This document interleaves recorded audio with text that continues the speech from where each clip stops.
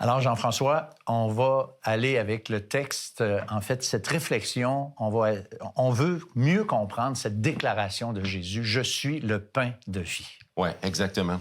Et puis, pour comprendre ce que Jésus est en train de dire, ça va être important de revenir sur le contexte.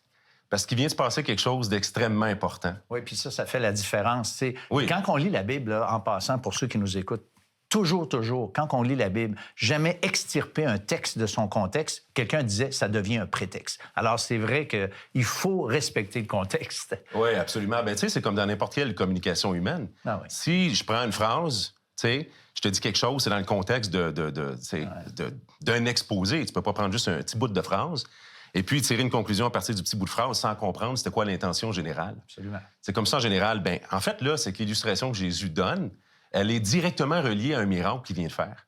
Et c'est le fameux miracle de la multiplication des pains. En fait, il est arrivé deux moments où Jésus a multiplié les pains. Mais là, c'est un de ces moments-là où il y a 5000 hommes qui sont là, plus les femmes et les enfants. Donc, on ne sait pas exactement combien de personnes peuvent être là. Est-ce qu'il y a 10 000 personnes? Est-ce qu'il y a 12 000 personnes? On parle de gros chiffres. C'est une méchante grosse foule qui est là. Et puis là, après un bon exposé de Jésus, les gens sont captivés et tout. Et puis, il y a les disciples qui se tournent vers Jésus puis qui disent, mais où est-ce qu'on va envoyer les gens pour qu'ils se nourrissent alentour, qu'ils cherchent de la nourriture? Tout le monde commence à avoir faim. Et puis, Jésus leur dit, une bonne blague. Il leur dit, ben nourrissez-les vous-même. Jésus, je sais pas si tu as remarqué, là, mais ils sont regarde comme il faut. Ils sont pas 15, là, tu sais. Ouais. Ils sont peut-être plus 15 000 que 15. Mais qu'est-ce qu'on va faire? Mais Jésus leur lance ça de même. Il les met au défi parce qu'il veut. Ils se tournent de bord, puis ils sont comme, OK, les gars, qui c'est qui a amené son lunch? OK? Et là, on trouve quelqu'un, et puis on trouve que quelqu'un avait 5 pains et 2 poissons. Je sais pas comment, ça me fait toujours rire un peu, parce que c'est des vraies personnes comme nous, les disciples. Jésus leur a dit, nourrissez-les. Les autres font confiance à Jésus, mais ils sont comme... Bon, ben, voilà le snack pour tout le monde. Les portions sont pas grosses. On a 5 pains, puis on a 2 poissons. Parfait, ça paraît être un problème pour Jésus. Ouais. Jésus prie, puis ensuite fait la multiplication des pains. Donc, on va lire un passage ensemble qui explique ça. C'est dans l'Évangile de Jean au chapitre 6. Et ça va préparer justement l'exposé de Jésus quand, après, il fait son application puis qu'il dit « C'est moi qui est le pain de vie ». Donc, on lit à partir du verset 10. Jésus dit « Faites-les asseoir. » Et il y avait dans ce lieu beaucoup d'herbes. Ils s'assirent donc au nombre d'environ 5000 hommes. Jésus prit les pains, rendit grâce et les distribua à ceux qui étaient assis. Il leur donna de même des poissons autant qu'ils en voulurent. Lorsqu'ils furent rassasiés, il dit à ses disciples, « Ramenez-moi les morceaux qui restent, afin que rien ne se perde. » Ils les ramenèrent donc, et ils remplirent 12 paniers avec les morceaux qui restèrent, des 5 pains d'orge, après que tous eurent mangé. Ces gens, ayant vu le miracle que Jésus avait fait, disaient, « Celui-ci est vraiment le prophète qui doit venir dans le monde. » Et Jésus, sachant qu'ils allaient venir l'enlever pour le faire roi, se retira de nouveau sur la montagne, lui seul. C'est intéressant quand même, OK? Premièrement, ça doit être impressionnant pour tout le monde parce que tu as les pains dans un panier, passe les paniers, et puis à toutes les fois que tu prends un pain, il y a encore un pain, puis un pain, puis un pain, puis un pain. Puis il manque jamais de pain. Et ensuite, c'est la même chose pour les poissons. Puis quand ils ont fini après ça, ils ramassent les miettes, puis il y a 12 paniers de miettes. Ça n'a pas de bon sens. Tu avais un panier avec 5 pains. Tu sais, donc tout le monde, là, était extrêmement impressionné. Puis c'est important, la réaction de la foule.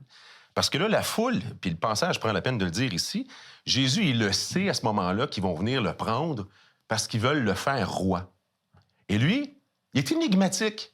Hop, il disparaît sur la montagne, puis il s'en va prier. C'est comme, où est Jésus? On voulait le faire roi.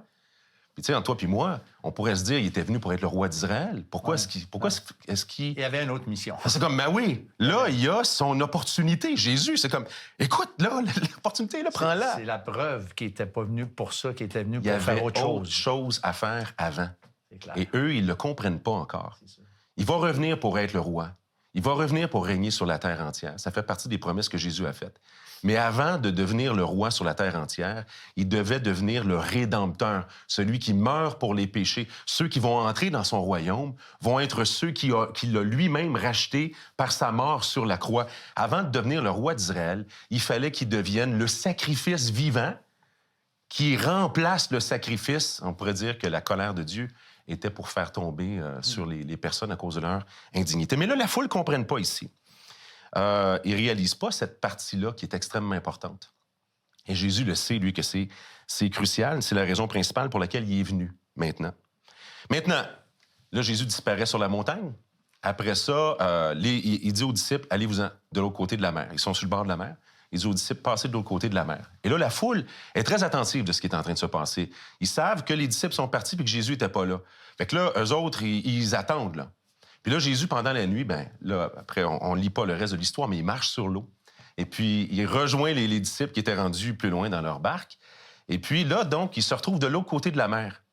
Et là, en passant, excuse-moi, mais la mer, on parle souvent de la mer, mais c'est le lac de Tibériade ou la mer de Génézareth, je ne sais pas trop, mais c'est pas la mer là, aussi que ça prend 3 jours à traverser, là. Ben c'est de l'eau salée, donc c'est une mer, ouais, mais c'est plus d'une taille de lac. C'est intéressant que tu dises ça parce que c'est vrai. Pour pas que les gens pensent, écoute, l'autre bord de la mer, il revient le lendemain, ça marche pas. Là, oui, tu as raison. C'est juste ça. Puis c'est appelé le lac de Génézareth, donc c'est la grosseur d'un lac, mais c'est de l'eau salée, donc c'est une bonne précision, effectivement. Donc la foule est tellement excitée, tellement crinquée, ils veulent tellement, ils reconnaissent que ça va être le roi d'Israël, qu'ils font le tour du lac, et puis ils s'en vont le retrouver de l'autre côté. Et là, c'est là qu'arrive notre histoire où la foule retrouve Jésus. La foule vient à Jésus, mais pour des raisons qui ne sont pas claires. Et là, Jésus doit leur expliquer clairement, si vous venez à moi, vous devez être venus à moi en fonction de votre besoin spirituel avant de penser qu'il va exister un royaume dans lequel vous allez entrer.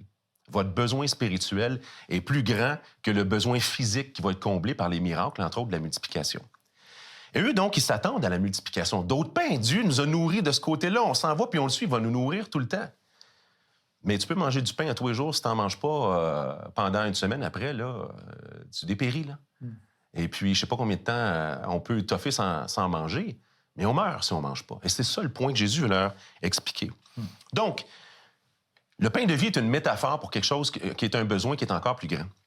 C'est ce que Jésus va commencer à traiter avec eux. Il va leur expliquer, suivez-moi pas à cause du bénéfice humain que ça peut vous apporter, la sagesse humaine que ça peut apporter d'entendre les enseignements bibliques, ou même le bénéfice humain que ça peut être d'aller à l'Église, d'avoir des gens qui ont des bonnes morales alentour de nous, avec lesquels on peut prier, puis être encouragés les uns les autres. C'est un bénéfice humain, mais c'est pas pour ça qu'on s'en vient vers Jésus. Si on s'en vient vers Jésus pour ça, c'est un petit peu comme de vouloir continuer d'être juste nourri par un pain humain qui a besoin d'être renouvelé tout le temps, mais qui n'a pas réglé le problème de la faim et de la soif spirituelle. Jean-François, j'ai quelqu'un que je connais qui venait avec nous pour entendre des choses, tout ça. Puis elle dit, moi, j'ai besoin de monde, je veux avoir des gens dans ma vie.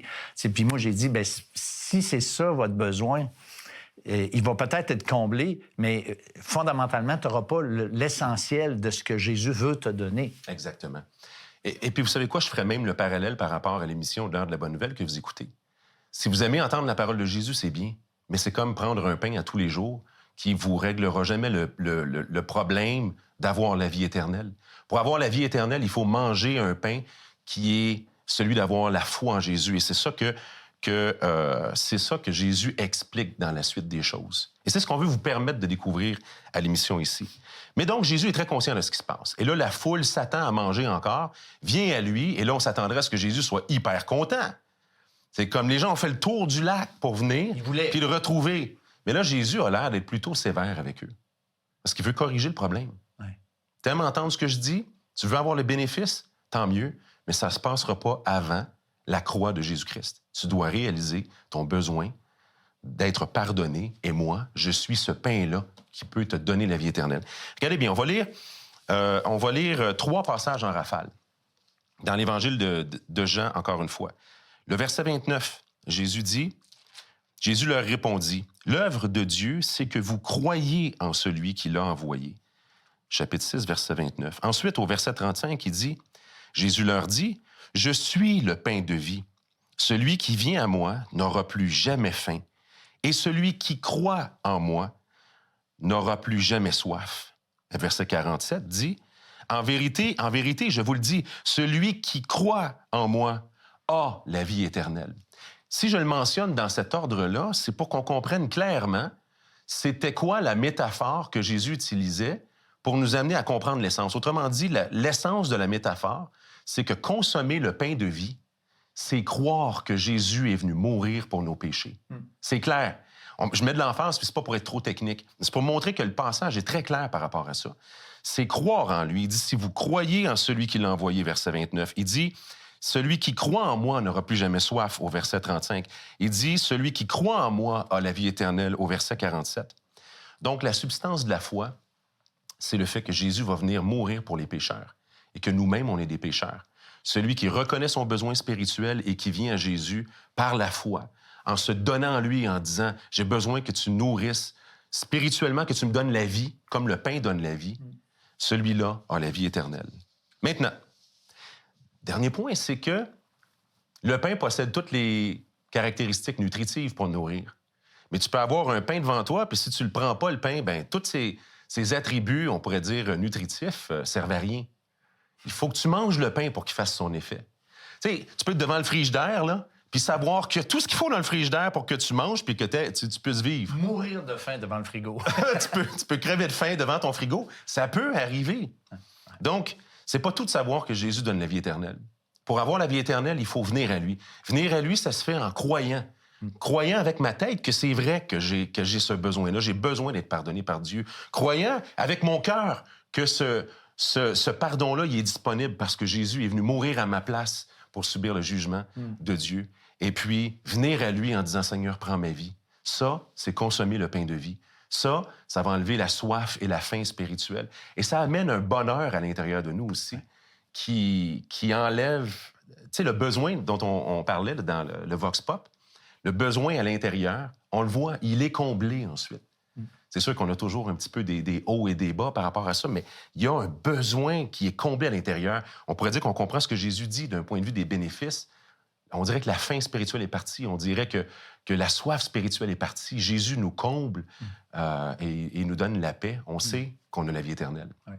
Écoute, le verset que tu n'as pas lu, pour ceux qui auraient des doutes par rapport à qu'est-ce que ça veut dire, Jésus dit à la fin du texte, les paroles que je vous ai dites sont esprit et vie. Alors, oui, on ne parle pas de pain physique quand Jésus dit « Je suis le pain de vie ». On parle d'un pain spirituel. Et nous, on est devant ce frigo. J'aime ton image. On est comme devant le frigo. Mais moi, je veux vous inviter aujourd'hui à ouvrir le frigo et prendre ce pain spirituel qui nourrit l'âme, qui donne un sens à la vie et qui donne la vie éternelle. Parce que c'est qu'est-ce que Jésus a dit? Celui qui croit en moi a la vie éternelle.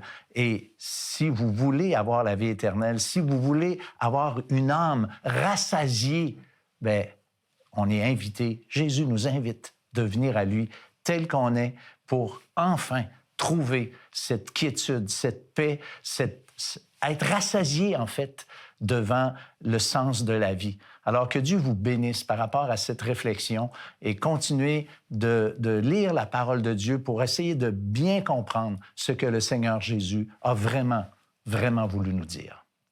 L'Heure de la Bonne Nouvelle, en collaboration avec le Messager chrétien, vous offre gratuitement le livre de méditation quotidienne La Bonne Semence. Pour en recevoir un exemplaire, écrivez-nous à L'Heure de la Bonne Nouvelle, casier postal 33012, comptoir postal Thibault, Trois-Rivières, Québec, G8T9T8. Vous pouvez également nous joindre à info@hbn.ca ou par téléphone 1-866-509-1319.